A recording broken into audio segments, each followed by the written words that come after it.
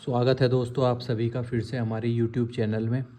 और दोस्तों, आज की इस वीडियो में हम संविधान का भाग 16 देखेंगे। इससे पहले हमने पिछली क्लास में हाई कोर्ट और हाई कोर्ट से आगे हमने पढ़ा था अखिल भारतीय सेवाएं तक हमने अपना कंप्लीट कर लिया है। दोस्तों, आज हमारी कक्षा का भाग 10 है और जिसमें हम अनुच्छेद 330 से आगे के अनुच्छेद देखेंगे। चलिए दोस्तों शुरू करते हैं। अनुच्छेद 16 विशेष वर्गों के लिए विशेष आबंध या प्रबंधन। अनुच्छेद 330 में क्या कहा गया है कि लोकसभा में अनुसूचित जाति एवं अनुसूचित जनजाति के लिए प्रबंधन दिया गया है। अनुच्छेद 330 में अनुच्छेद 331 में 2 आंग्ल भारतीयों के लिए लोकसभा में आरक्षण है। आपको ये बताना है कि उत्तर प्रदेश से कितने एंग्लो इंडियन भारतीय चुने जाते हैं या चुने जाते थे। अनुच्छेद 332 अनुसूचित जाति एवं अनुसूचित जनजाति के लिए विधानसभा में आरक्षण। विधानसभा में आरक्षण किस में है? अनुच्छेद 32 में। अनुच्छेद 33 में क्या है? इंपॉर्टेंट अनुच्छेद है कि सिक्किम विधानसभा को छोड़कर 1 आंग्ल भारतीयों के लिए राज्य विधानसभा में आरक्षण। सिक्किम, यहाँ बौद्ध की नियुक्ति हुई थी, तो सिक्किम विधानसभा को छोड़कर सभी में 1 आंग्ल भारतीयों के लिए आरक्षण है। अनुच्छेद 333 में। अनुच्छेद 334 आरक्षण की अवधि 10 वर्ष है। और अनुच्छेद 335 इम्पोर्टेंट है। पदों पर, मतलब पदों पर जो भी उनका पद है कोई सरकारी या वैसा, अनुसूचित जाति एवं अनुसूचित जनजाति के लिए आरक्षण, लेकिन ये भाग 4 में नहीं दिया गया है। ठीक है। और सबसे मोस्ट इम्पोर्टेंट अनुच्छेद है इस भाग का अनुच्छेद 338। इसमें है अनुसूचित जाति आयोग की स्थापना या प्रावधान। और 338 के ए में क्या है? अनुसूचित जनजाति आयोग की स्थापना का प्रावधान। ये मोस्ट इम्पोर्टेंट अनुच्छेद हैं, अनुच्छेद 338 और अनुच्छेद 338 का ए।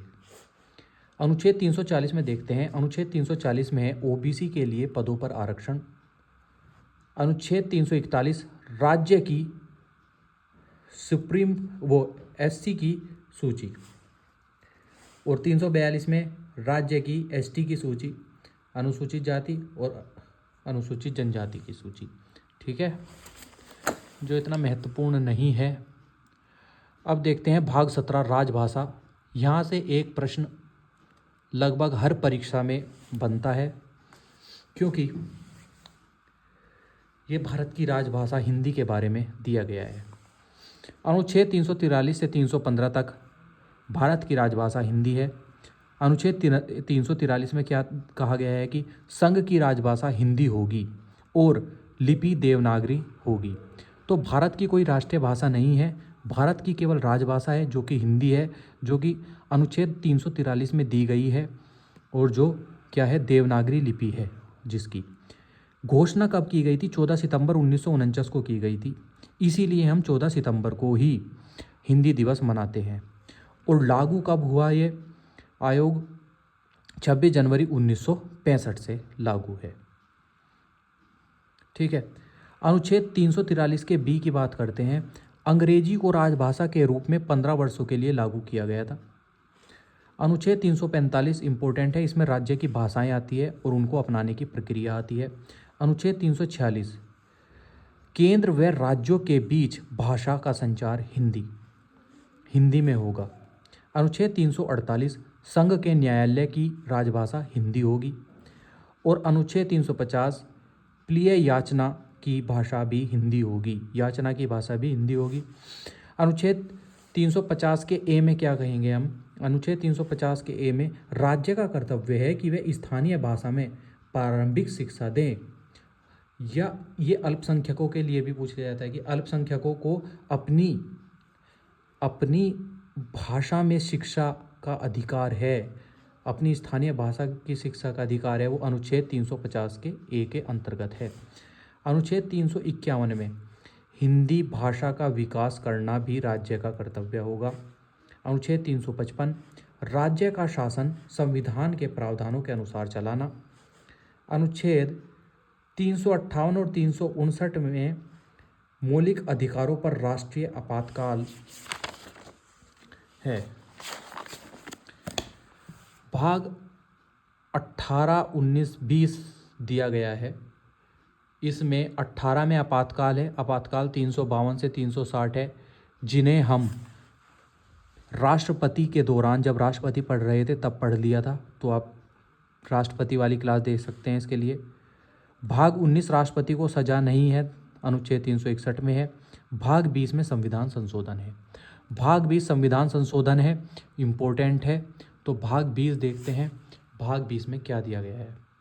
भाग 20 368 अनुच्छेद 368 में संविधान संशोधन है। संविधान को बेहतर बनाने के लिए संविधान संशोधन किया जाता है। अनुच्छेद 368 का 2 ये महत्वपूर्ण है, मैंने बाद में ऐड किया था। विधेयक दोनों सदनों में से किसी भी एक सदन राज्यसभा या लोकसभा में लाया जा सकता है। यानी अगर हमें संविधान में संशोधन करना है तो राज्यसभा या लोकसभा में से किसी एक में भी हम विधेयक को ला सकते हैं। अब ये संविधान संशोधन आ गए यहाँ से, और मोस्ट इम्पोर्टेंट क्लास रहेगी दोस्तों। ऐसी कोई परीक्षा ही नहीं है जिसमें संविधान संशोधन ना पूछा जाता हो। तो संविधान संशोधन की बात करेंगे तो प्रथम संविधान संशोधन 1951 में हुआ था। 9वीं अनुसूची को भारतीय संविधान में जोड़ा गया था, और 9वीं अनुसूची में क्या था? भूमि सुधार। 9वीं अनुसूची में क्या था? भूमि सुधार के लिए कानून बनाया गया था। दोस्तों में लगभग सारे इम्पोर्टेंट संविधान संशोधन इसमें हम कवर कर लेंगे। फिर हुआ सातवां संविधान संशोधन की बात करते हैं। सातवां संविधान संशोधन बहुत इम्पोर्टेंट है आजकल की परीक्षाओं के लिए। सातवां संविधान संशोधन 1956 में हुआ था। इसमें क्या है कि 2 या 2 से अधिक राज्यों के लिए एक राज्यपाल होगा। 2 या 2 से अधिक राज्यों के लिए एक ही राज्यपाल होगा, एक राज्यपाल हो सकता है। 10वां संविधान संशोधन 1961, दय से 10 और दय से दादर एवं नगर हवेली से याद रख लेना। दय से 10वां और दय से दादर एवं नगर हवेली को भारत का अभिन्न अंग माना था 1961 में। 12वां संविधान संशोधन 1962, गोवा और दमन दीव को भारत का अभिन्न अंग माना था। 14वां संविधान संशोधन 1962, पुदुचेरी को भारतीय संविधान संघ का अंग माना था।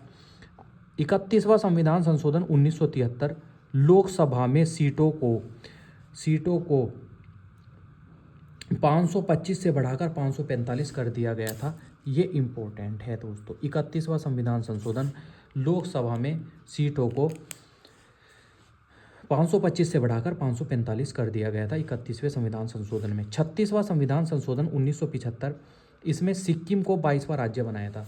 तो सिक्किम, एस से सिक्किम और एस से 36, मतलब ऐसे याद कर लेना 36 और सिक्किम को 22वां राज्य बनाया था 1975 में।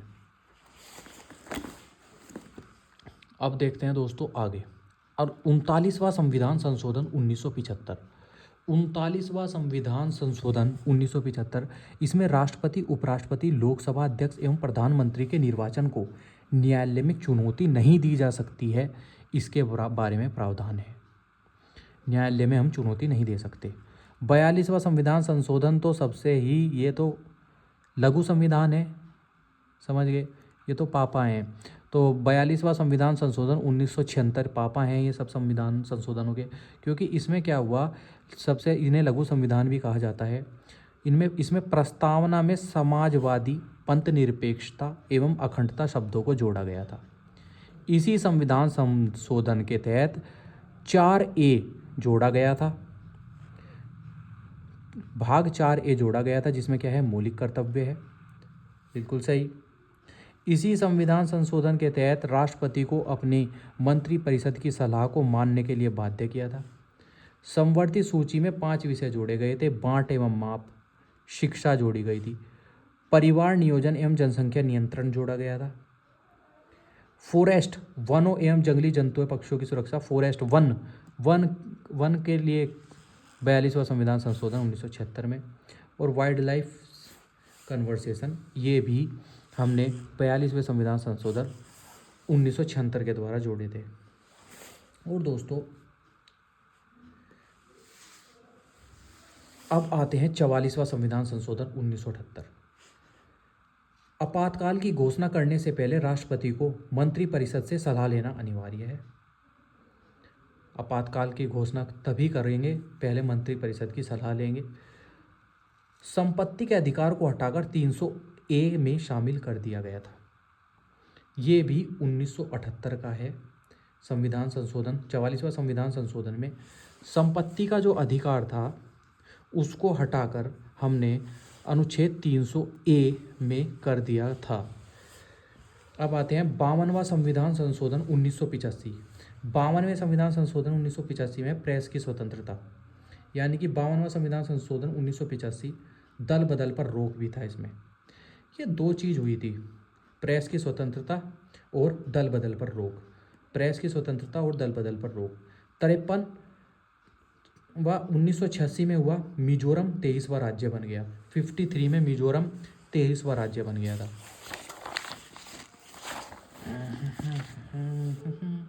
आज दोस्तों हम संविधान के सभी संशोधनों को अपनी इस क्लास में कर लेंगे। 55वां संविधान संशोधन 1986 में अरुणाचल प्रदेश 24वां राज्य बन गया था। 56वां 1987 में गोवा 25वां राज्य बन गया था। और 61वां संविधान संशोधन 1989 इम्पोर्टेंट है, इसमें वयस्क मताधिकार है, यानी कि इसी संविधान संशोधन में जो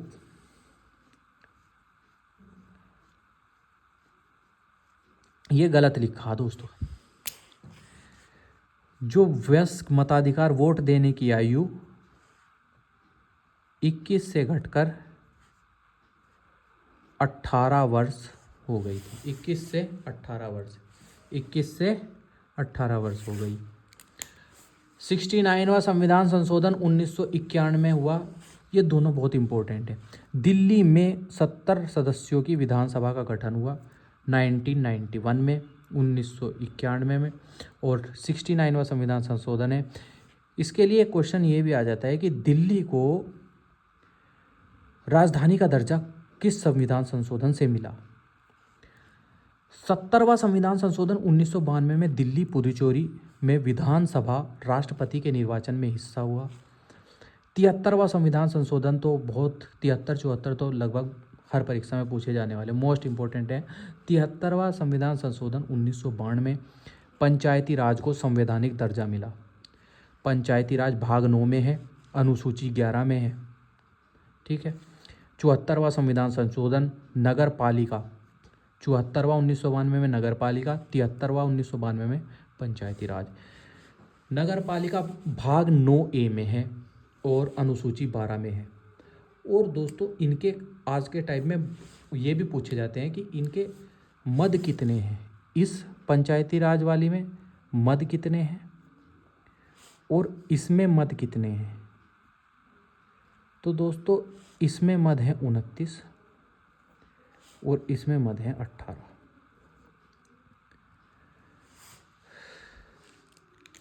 पिचासीवां संविधान संशोधन 2002 हुआ। सरकारी सेवाओं में अनुसूचित जाति एवं अनुसूचित जनजाति को पदोन्नति में आरक्षण, उनकी पदों में उन्नति हुई, आरक्षण मिला। किन्हें? अनुसूचित जाति और अनुसूचित जनजाति के लोगों को। ये हुआ 85वें संविधान संशोधन 2002 में। और 86वां संविधान संशोधन 2002 इम्पोर्टेंट है क्योंकि इसमें अनुच्छेद 21A जो है जोड़ा गया था और अनुच्छेद 51A जोड़ा गया है और अनुच्छेद 45 में भी जोड़ा गया है, परिवर्तन किया गया है। और इसमें 6 से 14 वर्ष के बच्चों के लिए निःशुल्क शिक्षा है। 6 से 14 वर्ष के बच्चों के लिए निःशुल्क शिक्षा का प्रावधान है अनुच्छेद 21 के A में। 86वां संविधान संशोधन 2002। अब देखते हैं दोस्तों 87वां संविधान संशोधन 2003। 87वां संविधान संशोधन 2003 में क्या है? 87वां संविधान संशोधन 2003 में 2001 की जनगणना को परिसीमन का आधार बनाया था। परिसीमन का आधार न्यायाधिकरण से भी है एक। 88वां संविधान संशोधन 2003 सर्विस टैक्स सेवाओं पर कर का प्रावधान। 91वां संविधान संशोधन इम्पोर्टेंट है दोस्तों। 91वां संविधान संशोधन इम्पोर्टेंट है 2003। केंद्र व राज्य सरकार में मंत्रियों की संख्याओं को 15% कर दिया गया। केंद्र व राज्य सरकार में मंत्रियों की संख्याओं को 15% कर दिया गया। 92वां संविधान संशोधन 2003। भारत के संविधान में 4 भाषाओं को जोड़ा गया था 92 में। MBDS मैथिली, बोडो, डोगरी, संथाली। मैथिली बिहार की बोली है, बोडो असम की, डोगरी जम्मू कश्मीर की, संथाली झारखंड की। MSD का बैठ से ऐसे था। 96वां संविधान संशोधन 2011। उड़िया भाषा को ओडिया किया गया। 96वां संविधान। 97वां इम्पोर्टेंट है। 97वां संविधान संशोधन 2011। सहकारी समितियों को संवैधानिक दर्जा का एवं संरक्षण। सहकारी समितियां को संवैधानिक दर्जा एवं संरक्षण। आपको बताना है सहकारी समितियां किस अनुच्छेद में है। सहकारी समितियां किस अनुच्छेद में है, इम्पोर्टेंट है। 100वां संविधान संशोधन 2015 हुआ। भारत और बांग्लादेश के बीच में भूमि सीमा समझौता हुआ, जिसमें 111 गांव बांग्लादेश को दिए और 51 गांव लिए। 101वां संविधान संशोधन GST है, वस्तु एवं सेवा कर, इम्पोर्टेंट है। 102वां संविधान संशोधन भी बहुत इंपॉर्टेंट है। पिछड़े वर्गों के लिए राष्ट्रीय आयोग, अनुच्छेद 338 का B। 102वां संविधान संशोधन पिछड़े वर्गों के लिए राष्ट्रीय आयोग 338 का B अनुच्छेद है इसका। 99वां संविधान संशोधन 2014। सुप्रीम कोर्ट, हाई कोर्ट में न्यायाधीशों की नियुक्ति के लिए कोलेजियम प्रणाली के स्थान पर निष्पक्ष आयोग होगा या राष्ट्रीय न्यायिक नियुक्ति आयोग। 99वां संविधान संशोधन 2014। इसके बाद दोस्तों हम अगली क्लास में पढ़ेंगे। यहाँ से लगभग आपके सभी संविधान संशोधन, महत्वपूर्ण संविधान संशोधन कवर हो जाएंगे। तो दोस्तों अगर क्लास आपको अच्छी लगी हो तो ज़रूर लाइक कीजिए और सब्सक्राइब कीजिए। धन्यवाद दोस्तों।